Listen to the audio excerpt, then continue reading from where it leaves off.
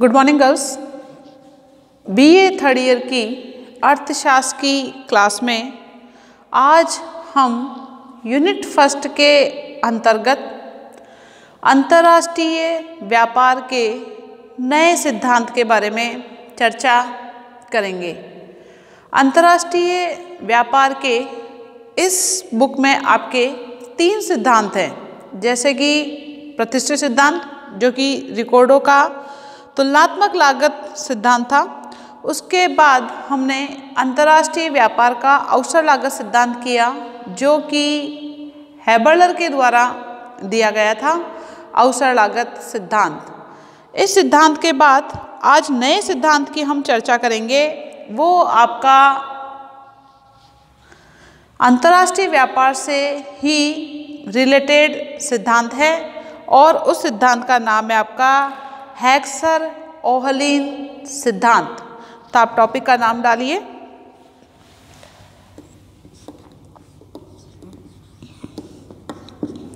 अंतर्राष्ट्रीय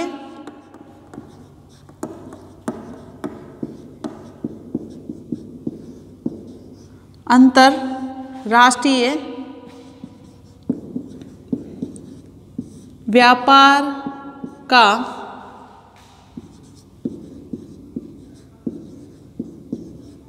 हेक्सर-ओहलीन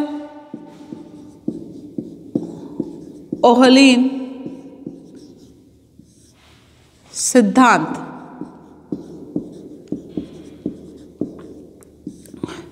इन 3 सिद्धांतों में से जो कि प्रतिष्ठित सिद्धांत, अवसर लागत सिद्धांत और हेक्सर-ओहलीन सिद्धांतों में से 2 सिद्धांत आपके महत्वपूर्ण हैं, जो कि एग्जाम में 20 नंबर का क्वेश्चन आता है। या तो आपका जो 20 नंबर का क्वेश्चन आएगा वो आएगा रिकॉर्डो का, या फिर आएगा आपका हेक्सर-ओहलीन सिद्धांत। कई बार अवसर लागत सिद्धांत भी पूछ लिया जाता है, लेकिन बड़े क्वेश्चनों में कभी कभी आता है, वो छोटे क्वेश्चंस के रूप में आता है। हो सकता है इस बार बड़े क्वेश्चंस के रूप में भी आ जाए। प्रतिष्ठित अर्थशास्त्री रिकॉर्डो और मिल के अनुसार, जे.एस. मिल जिन्होंने प्रतिपूरक मांग का सिद्धांत से संबंधित सिद्धांत दिया था, इन दोनों के अनुसार 2 देशों में व्यापार तुलनात्मक लागतों में अंतर के कारण होता है। रिकॉर्डो और मिल जो कि प्रतिष्ठित अर्थशास्त्रियों के अंतर्गत आते हैं, वो ये कहते हैं कि जो अंतर्राष्ट्रीय व्यापार होता है 2 देशों के बीच में, वो किस कारण होता है? तुलनात्मक लागतों में अंतर के कारण। तुलनात्मक लागतों में अंतर के कारण। ये कौन कहते हैं? रिकॉर्डो और मिल जो कि प्रतिष्ठित अर्थशास्त्री हैं, वो ये कहते हैं कि जो 2 देशों में व्यापार हो रहा है, वो दोनों देशों में जो वस्तुओं की जो लागत होती है, उन दोनों वस्तुओं की लागत दोनों देशों में अलग अलग होती है, और जिस देश की लागत जिस वस्तु में कम होगी वो उस वस्तु का उत्पादन करेगा विशिष्टीकरण के द्वारा, या विशिष्टीकरण के से प्राप्त करेगा, विशिष्टीकरण करके प्राप्त करेगा, और उस वस्तु का आयात करेगा जिस वस्तु की लागत उसे यहाँ पर ज़्यादा आ रही है या उस वस्तु की अपेक्षा ज़्यादा आ रही है। इस प्रकार जो है लागतों के अंतर के कारण ही व्यापार होता है, और दोनों देशों में जिस वस्तु की लागत कम आती है वो उस वस्तु का उत्पादन करके उसका निर्यात करते हैं और दूसरी वस्तु का आयात करते हैं।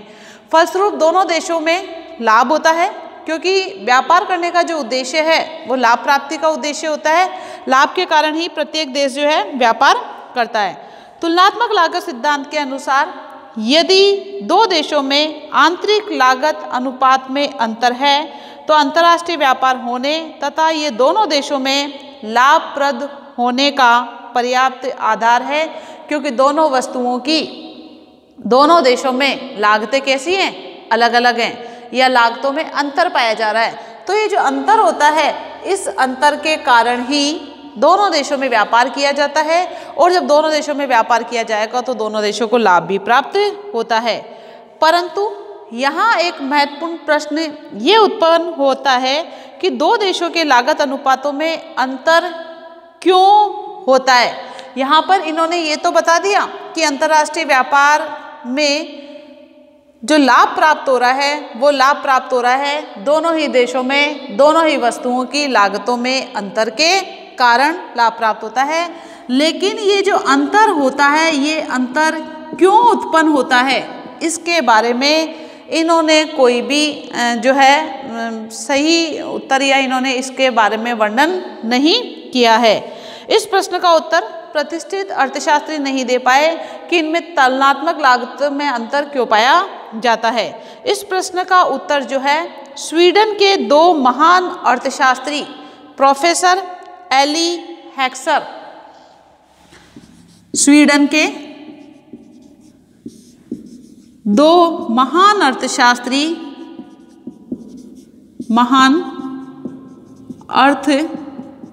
अर्थशास्त्री प्रोफेसर एली हैक्सर, प्रोफेसर एली हैक्सर व ओहलिन, ओहलिन का पूरा नाम है professor Bertin Ohlin, professor Bertin Ohlin,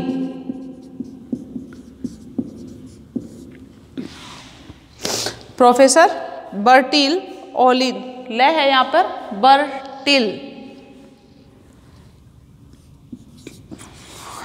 इसके नाम के आगे आप इन्वर्टेड कोमा लगा दीजिए। प्रोफेसर एली हैक्सर और प्रोफेसर बर्टिन ओहलिन ने जो है दिया कि अंतर्राष्ट्रीय व्यापार में जो तुलनात्मक लागतों में जो अंतर होता है वो अंतर का कारण क्या है, उसका उत्तर दिया है इन दोनों महान अर्थशास्त्री जो कि स्वीडन के हैं, प्रोफेसर एली हैक्सर और प्रोफेसर बर्टिल ओहलिन ने।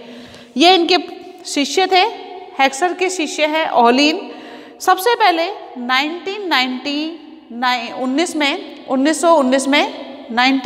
में प्रोफेसर हैक्सर ने बताया कि दो देशों में व्यापार जो होता है वो तुलनात्मक लाभ में अंतर के कारण होता है। तुलनात्मक लाभ में अंतर कि किस देश को किस वस्तु में लाभ ज़्यादा प्राप्त हो रहा है, तथा तुलनात्मक लाभ में अंतर जो होता है वो दोनों देशों में उत्पत्ति के जो साधन हैं उन साधनों की सापेक्षिक कीमतों में भिन्नता तथा विभिन्न वस्तुओं के उत्पादन के साधनों के विभिन्न अनुपातों के प्रयोग के कारण होता है। कि जो दो देश हैं उन देशों में जो तुलनात्मक लागत में जो अंतर पाया जा रहा है वो तुलनात्मक लागत में अंतर पाए जाने का कारण है एक तो जो दो देश हैं उन दोनों देशों में जो उत्पादन के साधन हैं उन उत्पादन के साधनों की प्रचुरता की मात्रा, कि कौन सा साधन कहाँ पर पर्याप्त मात्रा में विद्यमान है, और दूसरा कीमतों में अंतर, कीमतों में जो है भिन्नता भी पाई जाती है।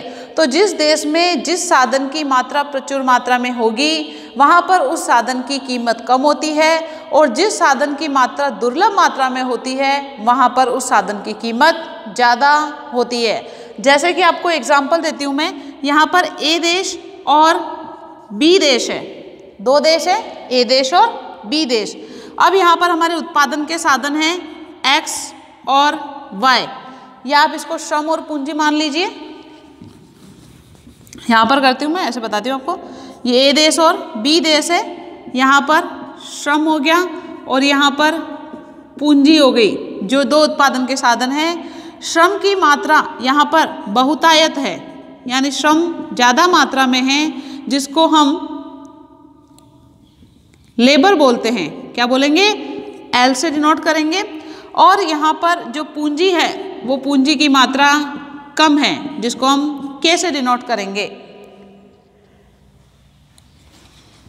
ये बी देश है, तो बी देश में जो है पूंजी बहुतायत है।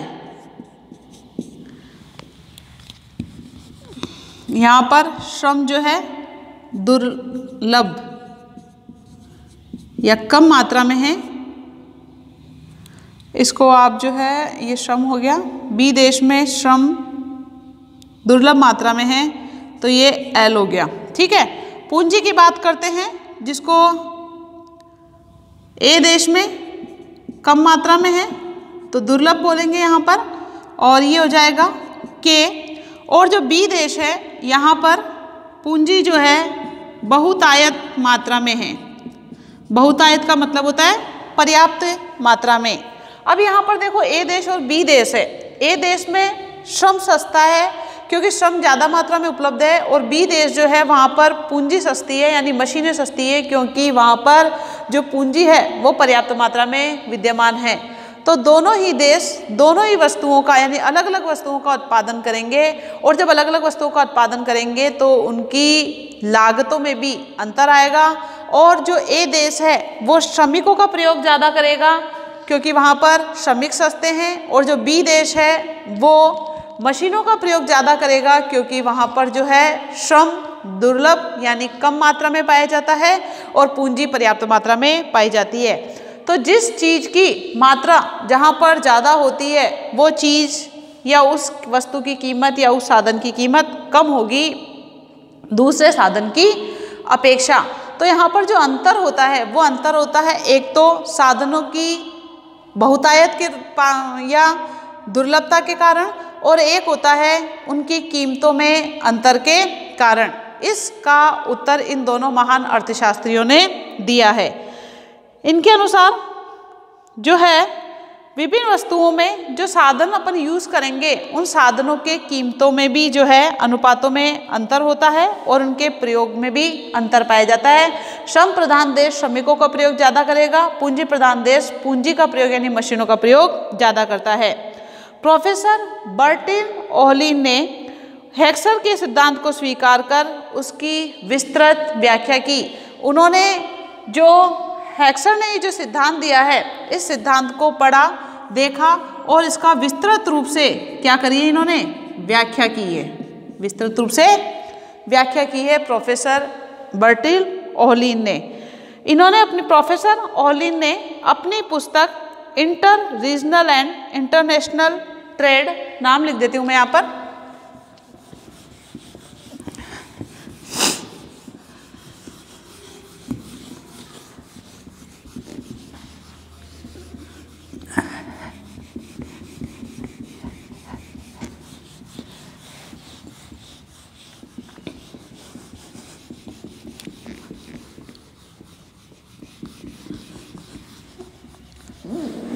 लिखे यहाँ पर प्रोफेसर ओहलिन ने अपनी प्रसिद्ध पुस्तक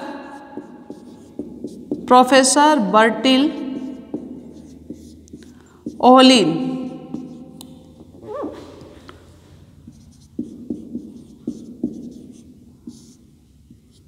ने अपनी प्रसिद्ध पुस्तक ओहलिन ने इस सिद्धांत को पढ़ा और बाद में इस सिद्धांत को पढ़ने के बाद इन्होंने अपनी जो पुस्तक है उस पुस्तक का नाम है इंटर रीजनल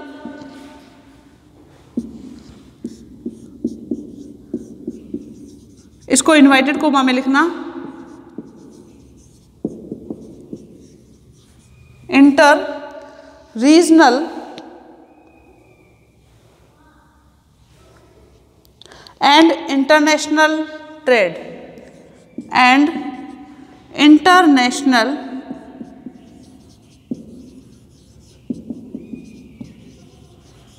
ट्रेड, ये इनकी प्रसिद्ध पुस्तक है प्रोफेसर बर्टिन ओहलिन की। इसमें इन्होंने अंतर्राष्ट्रीय व्यापार के सिद्धांत का जो है विस्तार से विवेचन किया है, विस्तार से इन्होंने जो है इसका वर्णन किया है, इसको जो है सिस्टमेटिक रूप में प्रस्तुत किया है। इन दोनों अर्थशास्त्रियों ने जिस सिद्धांत को विकसित किया है वो अंतर्राष्ट्रीय व्यापार का हेक्सर ओहलिन सिद्धांत कहलाता है। अब इनके नाम से ही इस सिद्धांत का नाम आ गया और इस सिद्धांत का नाम आ गया प्रोफेसर हेक्सर, और प्रोफेसर ओहलिन के नाम से ही प्रोफेसर एली हेक्सर पूरा नाम है और प्रोफेसर बर्टिन ओहलिन पूरा नाम है। उन दोनों के पीछे के नाम जो हेक्सर और ओहलिन है ये नाम दिया गया इस सिद्धांत को, और इस सिद्धांत को इस नाम से ही जाना जाता है। इसके साथ इस सिद्धांत को आप अंतर्राष्ट्रीय व्यापार का आधुनिक सिद्धांत भी कह सकते हो या साधन अनुपातों का सिद्धांत भी कह सकते हैं। इस सिद्धांत को हम क्या कह सकते हैं? अंतर्राष्ट्रीय व्यापार का आधुनिक सिद्धांत। वो प्रतिष्ठित था और ये कौन सा है? आधुनिक। आधुनिक का मतलब नया, या इसको आप साधन अनुपातों का सिद्धांत के नाम से भी जान सकते हो। साधन अनुपातों का सिद्धांत, साधन अनुपातों का सिद्धांत इस नाम से भी हम जान सकते हैं। अब हम हेक्सर-ओह्लीन सिद्धांत की व्याख्या करेंगे। आप इसको लिख लीजिए।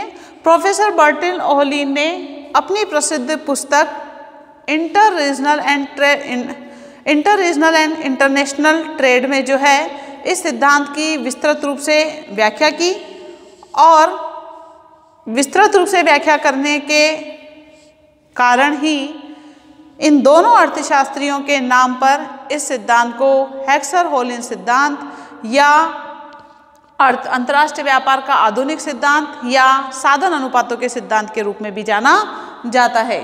अब आप हेडिंग डालिए हेक्सर-ओह्लीन सिद्धांत की व्याख्या।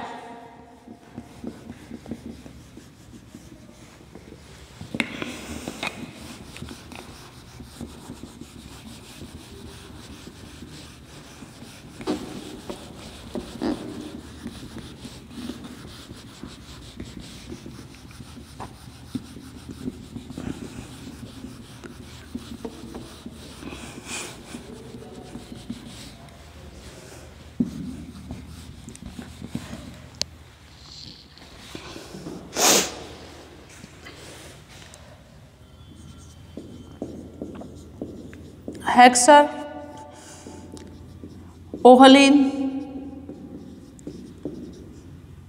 सिद्धांत, ये अपन ने जो अभी पढ़ा था वो इसका थोड़ा सा जैसे अपन कोई भी चीज़ देते हैं उसका थोड़ी सी भूमिका थी। आप प्रस्तावना समझ लीजिए कि कोई भी सिद्धांत देते हैं उससे पहले अपने को उसके बारे में थोड़ा सा बताना होता है। अंतर्राष्ट्रीय व्यापार का जो ये हेक्सर-ओह्लीन सिद्धांत है, ये रिकॉर्डों के तुलनात्मक लागत सिद्धांत का विरोध नहीं करता है। हम उसकी बुराई नहीं कर रहे, हम उसकी कमियां नहीं निकाल रहे हैं। ये तो बल्कि उस सिद्धांत को क्या प्रदान करता है? पूरकता प्रदान करता है। यह रिकॉर्डों के सिद्धांत को, रिकॉर्डों के सिद्धांत को पूरकता प्रदान करता है। पूरकता प्रदान करता है। जैसे आपने सुना होगा ना कि स्थानापन्न वस्तुएं होती है, पूरक वस्तुएं होती है। तो एक वस्तु की अगर जगह दूसरी वस्तु यूज में ली जाती है तो वो स्थानापन्न कहलाती है। तो हमें दूसरी वस्तु की याद ही नहीं आती है, हमने उसकी जगह दूसरी वस्तु को प्रतिस्थापित कर लिया। जैसे चाय और कॉफ़ी है, चाय अगर महंगी हो गई तो चाय की जगह कॉफ़ी पीने लग जाएंगे तो चाय को याद नहीं करेंगे। लेकिन पूरकता का मतलब क्या होता है? पूरकता का मतलब होता है एक के बिना दूसरा अधूरा। जैसे बात करते हैं अपन पैंट और शर्ट की, आपको पैंट दे दी जाए और शर्ट नहीं दी जाए तो उसका यूज़ नहीं हो सकता है। उसी प्रकार ये जो सिद्धांत है, इस सिद्धांत में इन अर्थशास्त्रियों ने रिकॉर्डों के तुलनात्मक लागत सिद्धांत की कमी नहीं निकाली है, उनके दोष नहीं निकाले हैं। इनको तो इन्होंने पूरकता प्रदान की है या पूरकता प्रदान करता है।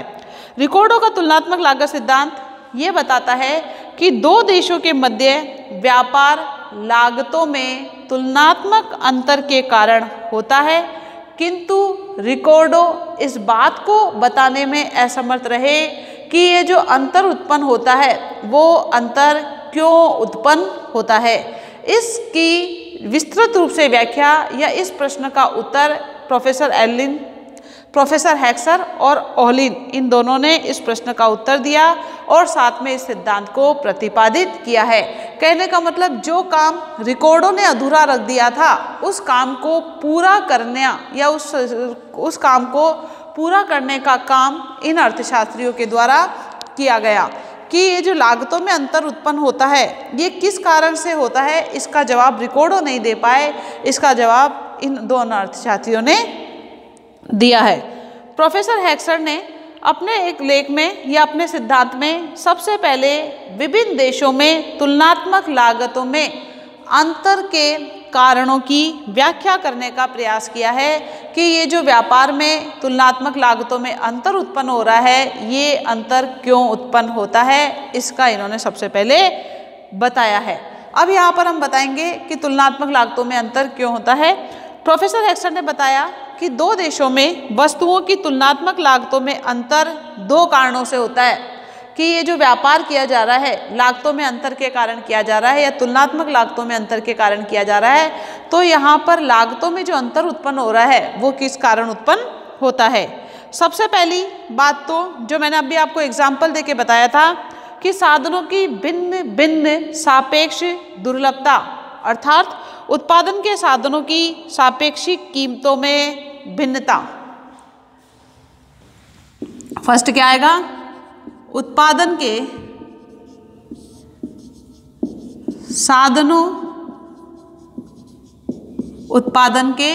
साधनों में सापेक्षिक कीमतों में भिन्नता। अब कीमतों में भिन्नता क्यों होती है, दुर्लभता के कारण। ये तो बता ही रखा है कि जिस देश में जिस श्रम की प्रधानता ज़्यादा होगी वो वहाँ पर उसकी कीमत कम होती है। दूसरी बात आती है विभिन्न वस्तुओं के उत्पादन में प्रयुक्त उत्पादन के साधनों के अनुपातों में भिन्नता। सेकंड क्या आएगा, विभिन्न वस्तुओं के उत्पादन में विभिन्न वस्तुओं के उत्पादन में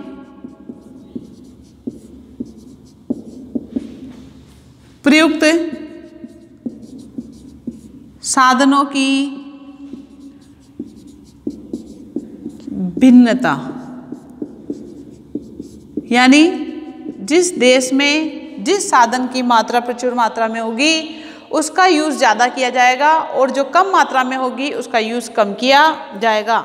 इस प्रकार प्रोफेसर बर्टिन ओलिन और हेक्सर ने बताया कि तुलनात्मक लागतों में जो अंतर उत्पन्न होता है, एक तो साधनों की कीमतों में या सापेक्षिक कीमतों में भिन्नता के कारण और विभिन्न वस्तुओं के उत्पादन में प्रयुक्त साधनों की भिन्नता। यानी हम किस प्रकार से साधनों का अनुपात यूज़ करते हैं, कितना साधन किस वस्तु के उत्पादन में लगाते हैं। तो जिस साधन की मात्रा ज़्यादा मात्रा में होगी हम उसका प्रयोग ज़्यादा करेंगे और जिस साधन की मात्रा कम मात्रा में होगी हम उसका प्रयोग कम करेंगे क्योंकि वो महंगा होगा दूसरे देश की अपेक्षा। इस प्रकार ये दोनों ही कारण हैं जिससे रिकॉर्डो के सिद्धांत में इसको पूरकता देने का काम किया है। इस प्रकार हेक्सर ओलिन सिद्धांत के अनुसार जो दो देशों के मध्य व्यापार उस स्थिति में उत्पन्न होता है जब उनमें साधन प्रचुरता में क्या होगा, अंतर होगा। यानी कि एक देश श्रम प्रधान होगा और दूसरा देश पूंजी प्रधान होगा। जो पहला देश है वहाँ पर पूंजी की मात्रा कम होगी और जो दूसरा देश है वहाँ पर पूंजी की मात्रा अधिक होती है, यानी श्रम की मात्रा कम होती है। इस प्रकार साधन प्रचुरता ही साधनों की सापेक्षिक कीमतों में भिन्नता उत्पन्न करती है। एक देश में कुछ साधन प्रचुर मात्रा में उपलब्ध होते हैं जबकि दूसरे देश में वही साधन कम मात्रा में उपलब्ध होंगे। दूसरे देश में जो साधन प्रचुर मात्रा में उपलब्ध होंगे वो पहले देश में वो साधन कम मात्रा में उपलब्ध होते हैं। इस प्रकार दोनों देशों में दोनों साधनों की मात्राएं कैसी होती है, अलग अलग होती है। अर्थात वही बात आ रही है वापस घूम फिर के, एक देश में पूंजी प्रचुर मात्रा में उपलब्ध है तो दूसरे देश में श्रम की बहुतायतता हो सकती है। अतः हेक्सर ओलिन सिद्धांत के अनुसार पूंजी गहन देश को पूंजीगत वस्तुओं का निर्यात करके तथा श्रम की प्रचुरता जहाँ पर है वहाँ से श्रम का आयात करना चाहिए।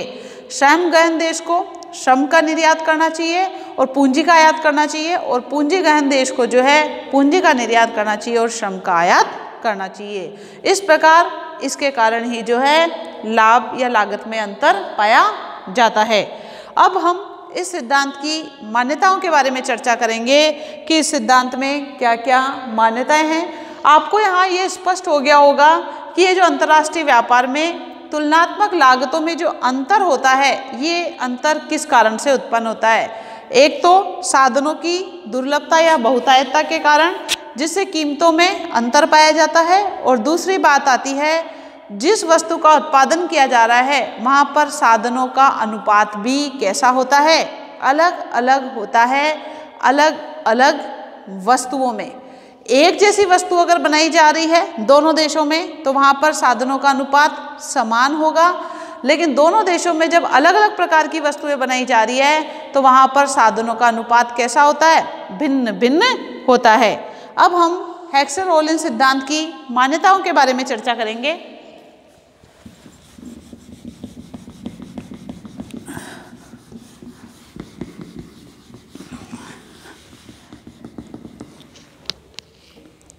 यहाँ आगे डाल लीजिए मान्यताएं कि इस सिद्धांत के लागू होने में कौन कौन सी मान्यताएं मानी गई है, तभी यह सिद्धांत जो है लागू होता है। इसके बारे में हम देखते हैं। इस सिद्धांत की मान्यताओं की अगर अपन बात करते हैं तो अंतर्राष्ट्रीय व्यापार का हेक्सन-रोलिन सिद्धांत निम्नलिखित मान्यताओं पर आधारित है।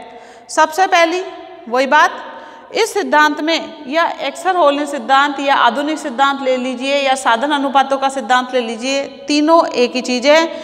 इस सिद्धांत में दो देश, दो साधन और दो वस्तुओं की मान्यता पर यह सिद्धांत आधारित है। कहने का मतलब 2x2x2 का मॉडल प्रस्तुत करता है यह सिद्धांत। 2 यहाँ पे फर्स्ट डाल के करिए, फर्स्ट नंबर। यह सिद्धांत 2x2x2 का मॉडल प्रस्तुत करता है। यहाँ पर 2 का मतलब 2 देश हो गए, इस 2 का मतलब 2 वस्तुएं हो गई, है ना, और इस 2 का मतलब 2 साधन हो गए। रिकॉर्डो का तुलनात्मक लागत सिद्धांत 2x2x1 के मॉडल पर आधारित था, जबकि हेक्सन-रोलिन सिद्धांत 2 देश, 2 वस्तुएं और 2 साधन पर आधारित है। सेकंड मान्यता इसकी यह है कि इसमें यह मान लिया गया है कि दोनों ही देशों में वस्तुओं एवं साधनों के बाजारों में पूर्ण प्रतियोगिता विद्यमान है। सेकंड लिखिए, दोनों ही देशों में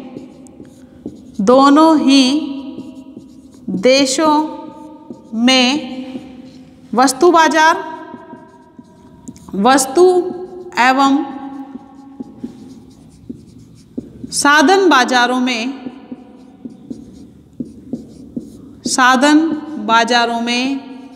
पूर्ण प्रतियोगिता विद्यमान है। कहने का मतलब स्वतंत्रता प्राप्त है, कोई भी साधन और कोई भी वस्तु कहीं पर भी जा सकती है और आ सकती है। इस प्रकार ये दूसरी मान्यता इसके अंतर्गत आती है। नेक्स्ट मान्यता करेंगे, इससे पहले आप ये दोनों मान्यताओं के बारे में लिखिए कि ये सिद्धांत 2x2x2 के मॉडल पर आधारित है। दोनों ही देशों में वस्तु एवं साधन बाजारों में पूर्ण प्रतियोगिता विद्यमान है। नेक्स्ट बात आती है 2 देश, 2 वस्तुओं एवं 2 साधन, जो कि 2x2x2 के मॉडल में उत्पादन फलन इस प्रकार निर्धारित है कि एक वस्तु सदैव श्रम प्रधान, जबकि दूसरी वस्तु कैसी होगी, पूंजी प्रधान होगी। अब यहाँ पर ये जो 2 साधन लिए गए हैं, इसमें जो 2 वस्तुएं ली गई है, यहाँ पर एक देश तो होगा श्रम प्रधान, एक देश क्या होगा, श्रम प्रधान। कहने का मतलब वहाँ पर श्रम बहुतायत मात्रा में है, और दूसरा देश होगा वो होगा आपका पूंजी प्रदान। कहने का मतलब वहाँ पर जो है पूंजी की मात्रा ज़्यादा है। इस प्रकार एक श्रम प्रदान होगा और एक होगा पूंजी प्रदान। नेक्स्ट बात करते हैं, दोनों देशों में दोनों वस्तुओं की जो है केवल उत्पादन लागत को ध्यान में रखा जाता है। जो दोनों देश हैं उन दोनों देशों की दोनों वस्तुओं में उत्पादन लागत को ध्यान में रखा जाता है। यहाँ पर लिख लीजिए, दो देश दोनों वस्तुओं में सिर्फ उत्पादन लागत को ध्यान में रखा जाता है। ये आपकी नेक्स्ट मान्यता थी। इसके बाद आगे की मान्यताओं की बात हम नेक्स्ट क्लास में करेंगे। आज जो है आपके इस सिद्धांत की 4 मान्यताएं हो गई है। उन मान्यताओं के बारे में देख लेते हैं। फर्स्ट मान्यता यह है 2 × 2 × 2 के मॉडल पर आधारित है। दूसरी मान्यता थी कि इस सिद्धांत में दोनों देशों में वस्तु बाजार एवं साधन बाजारों में पूर्ण प्रतियोगिता विद्यमान है। तीसरी मान्यता थी आपकी कि दो देश दो वस्तुओं एवं दोनों साधन के मॉडल में उत्पादन फलन इस प्रकार निर्धारित होता है कि एक देश पूंजी प्रधान और दूसरा देश श्रम प्रधान है।